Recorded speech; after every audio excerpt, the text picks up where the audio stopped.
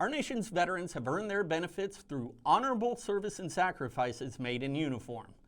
However, a recent story from the Washington Post denigrates the service of all veterans by claiming they are swamping the VA with false, fraudulent, and dubious disability claims for injuries and illnesses that are not legitimate.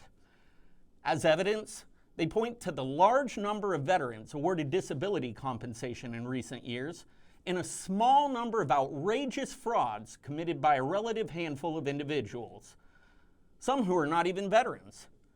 However, the rising number of veterans receiving disability compensation isn't a story about widespread abuse or fraud by veterans. It's a story about our nation finally keeping its promise. In fact, the recent increase in claims cited by the Post is driven primarily by the PACT Act, bipartisan legislation that finally acknowledged that toxic exposures such as Agent Orange and burn pits cause cancer and other serious diseases. Those conclusions were not made up out of thin air by veterans.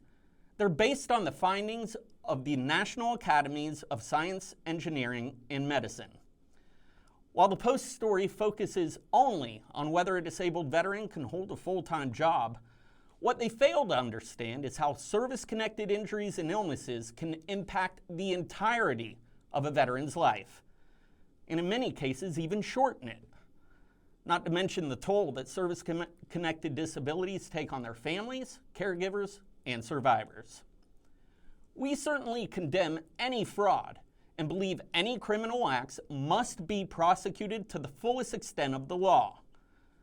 But beyond these rare instances, the 6.9 million disabled veterans' claims for benefits represent 6.9 million sacrifices made in uniform.